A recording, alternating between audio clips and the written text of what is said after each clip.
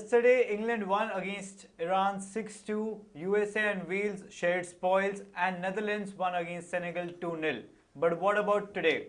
Argentina take on Saudi Arabia in the first clash today, and Denmark take on Tunisia later at 9:30. Poland and Mexico take lock on horns against each other at the 974 stadium, and at 12:30 late at night, the defending champions France take on Australia. Starting with Argentina and Saudi Arabia, we will discuss what could plausibly happen in the matches today. So the first match, Argentina and Saudi Arabia, Messi kickstarting his World Cup campaign. It said that this could plausibly be his World Cup, but we see Saudi Arabia as his first counterpart. Can Argentina break them in the opener? I mean, just by pure form, just by reputation, I don't know how many people will put their money on Saudi Arabia after what you saw against Iran yesterday. I mean, England just were all over the place. You'll probably find a similar situation here, but I don't know, I just might differ. Over a period of years, you've seen Argentina as being slow starters.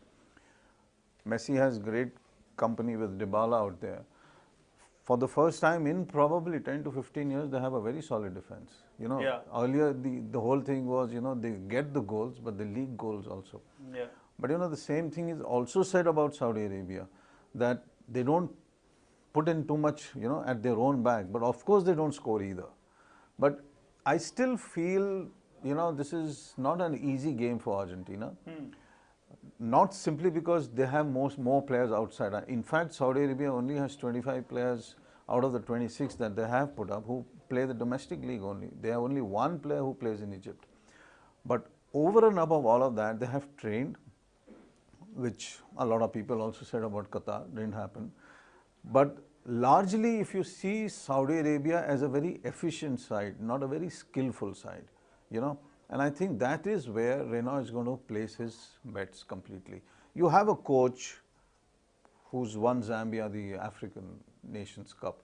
You have a coach who's won Ivory Coast the African Nations Cup. So you have a coach who's not short of experience.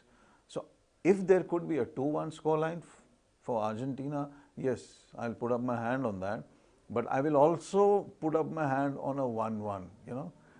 I know, I mean, the scorelines could easily be the way England was.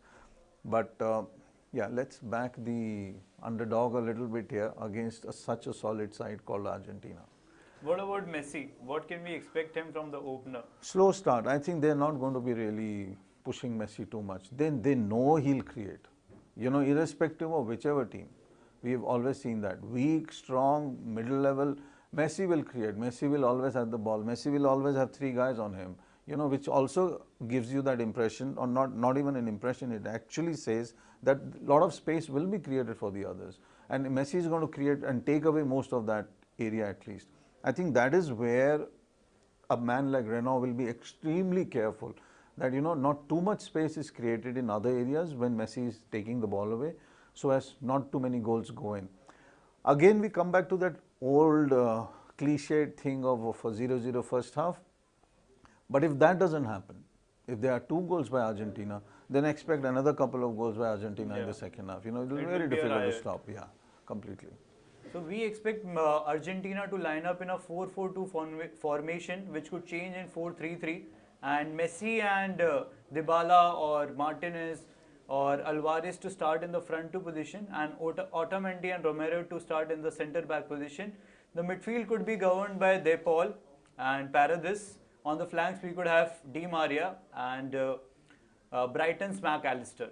Moving on to the second game, we are expecting a Argentina win here, but Saudi Arabia could startle, and a 1-1 result is also possible.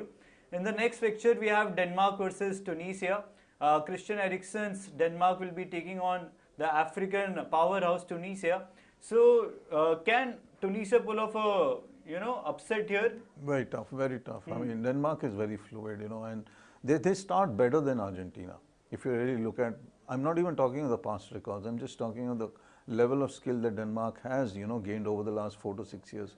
They will be very, very fluid starters. Tunisia has a massive problem in their midfield. They have a very solid 4-back, But how much can the backs play unless the midfield also goes up? And if you give attacking potential to most teams, against African teams, against Asian teams, there comes a time when the defenses crumble. It's very difficult to keep too many players who have a lot of flow. And then you have Eriksen out there who's really going to be flowing all the way, So it's a difficult situation here for Tunisia. Again, early goals, very difficult unless you have, goalless halves coming up and all that. I don't think that is going to happen here. Denmark's going to be easy, 3-0, 3-1, 4-1, 4-0. That kind of a scoreline you just might see here, unless they are really lethargic. As Sundeep mentioned, Denmark are playing free-flowing football. They were exceptional in the Euros and they were also very good in the World Cup qualifiers.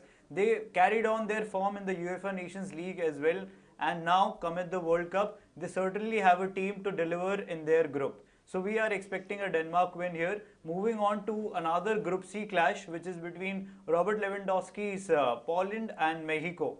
So the pressure will be high on Lewandowski. In the last World Cup, he played 3 group stage matches, but he couldn't score in any of them. So this is the time when he can, kickstart his World Cup campaign by scoring a goal and, allowing Poland to start the campaign with all 3 points against an aging Mexico side. I think it reminds me of that George Weah situation, yesterday when Weah scored for US and then suddenly there was this celebration and nobody understood what the celebration was. And then suddenly, you have this whole info coming in that, George Weah, his father, who's the president of Liberia and FIFA Player of the Year and all of that, never scored a, World Cup qualifying, World Cup goal, nothing of that sort. Now the son scores for the US. I think Lewandowski needs that. Poland needs that. They need their main guy to score. Even when the transfer happened, everybody was a little distinct, that is he going to be scoring the way he used to score for Bayern? But he went in and then probably a little later. He just needs the right balls inside the box. Apart from that, he also needs that team flow that completely going in. So he gets the goals, anybody else gets the goal. But if he is even up for an assist or something, then Poland gets that motivation for the second round, for the group stages to come out of it. And they need him right at the top. He is the scorer. Irrespective of whether it is England or Poland or Argentina or Brazil, if your forwards are not going to fire, like the way it happened with England, now England goes into the next game as if, they have already won the World Cup. That's the kind of swagger they have. Yeah. I think the same thing will happen here if he gets the goals, because Poland is really going to be looking to him. And you will see a good amount of crosses coming to him because they want him to score. He gets the score, then the team moves forward. That's the importance of him in the Polish side. So it's highly likely if Lewandowski is in his top form, then no one can stop Poland from winning. Now moving on to the last clash of today, which is between the defending champions France and Australia. So there are a lot of problems going on in the France dugout. They have already lost Benzema to injury. They came into the World Cup without Kante and Pogba. So the pressure is heavy on Didier Deschamps, the reigning champion. What can we expect in the opener against Australia? Australia is not a tough side. I mean, you can crack them. But here you have a question then, how much pressure can Mbappe take? He needs to score now. Now, who's going to create all of that? You got Kante out, you got Pogba out. You got players who were so much instrumental in the last World Cup. Yeah. Pogba was like brilliant in the last World Cup. He raised his level. I don't know from where. I mean, what he was playing in the EPL and, what he played in the World Cup was a completely diametrically opposite. Now, who's going to create all of this is the main question for France. Can they last it out? They need a win. If they get a draw even here, I just have a feeling they'll have it very difficult in the group. A draw is going to get the other teams to be able to understand how to stop, the French, the whole thing. Even if it is a 2-1 or a 2-0, France is going to get motivation from that. But I really don't see, the goals seem to be drying up for France right now. And Mbappe, can he take the pressure of how many? How many moves can he do? That is the main thing right now for Didier out there. Can he take this team into the knockouts, and how does he take it without having half his team? I mean, without Benzema, sometimes you feel, where is everything going to come from? Yeah. I mean, 2 midfielders gone, 1 central striker gone. How are you going to do it? All the pressure will be on Mbappe. He certainly needs to deliver. France has just won once in their last 6 matches of UEFA Nations League, and due to their dismal run, they have now been demoted to the second league of UEFA Nations League. But the same condition was of England, but they propelled at the big stage at the World Cup. Similar could be possible for France. They have up-and-coming players in midfield: Tchouaméni, Kamavinga, Fofana. They need to do what Pogba and Kante did in the last campaign. A lot of expectations from the defending champions. That's it from today. We'll be back again with more insights, facts and figures from the World Cup. Till then, keep watching News 9. Stay connected. This is Hardik Agrawal signing off.